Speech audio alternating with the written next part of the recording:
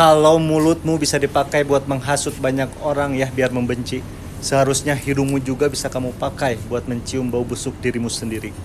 Nah, sering denger ya kalimat itu ya, keras ya, tapi bener. Nah teman-teman ya, ada tipe orang yang jago banget ngelihat salah orang lain, jago ngomporin, jago bikin orang lain itu ribut, jago nyebar cerita biar orang benci sama seseorang. Tapi ya giliran disuruh ngaca, gak mau.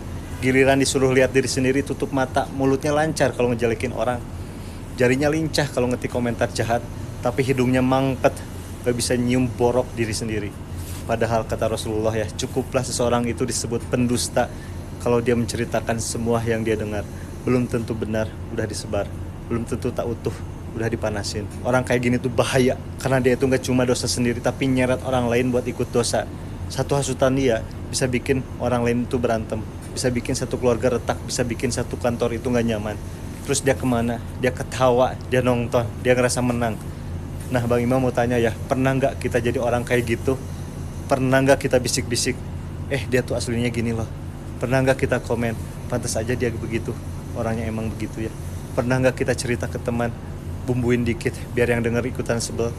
Kalau pernah, yuk berhenti, karena mulut yang gampang ngomongin orang ya, biasanya hatinya lagi kotor. Ibaratnya gini ya, tong sampah kalau isinya busuk, yang keluar ya bau busuk, gak mungkin wangi ya kan? Sama hati kalau isinya dengki, iri, hasad, yang keluar dari mulut ya hasutan. Makanya obatnya satu ya, beresin dulu ke dalam. Sebelum kamu nunjuk salah orang ya, tanya ke diri sendiri, aku udah bener apa belum? Sholatku gimana? Ke orang tuaku gimana? Utangku udah lunas apa belum?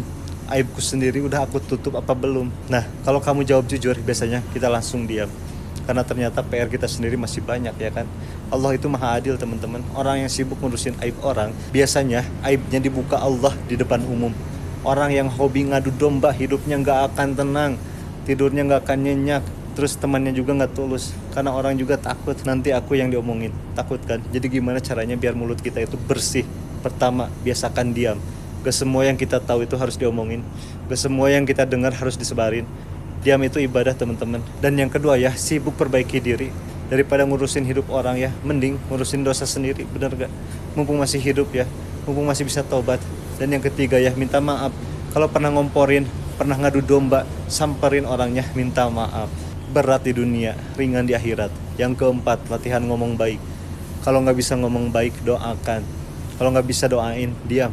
Simple. Nah teman-teman, lidah itu gak bertulang, tahu kan? Tapi sekali dia gerak, bisa ngangkat derajat, bisa juga ngancurin hidup orang lain. Makanya ya, sebelum mulut kita itu sibuk nyinyirin kesalahan orang, yuk pakai hidung kita itu buat nyium bau diri sendiri. Mungkin kita yang perlu mandi taubat dulu. Nah semoga Allah jaga lisan kita ya, jaga kita dari jadi penyulut benci, jaga kita dari jadi sebab orang lain itu bermusuhan. Dan kalau kita pernah jadi korban hasutan ya, semoga Allah ganti dengan teman yang tulus. Amin ya robbal alamin. Yang mau tobat dari mulut yang suka nyinyir, tulis astagfirullah. Kita sama-sama belajar jaga lisan.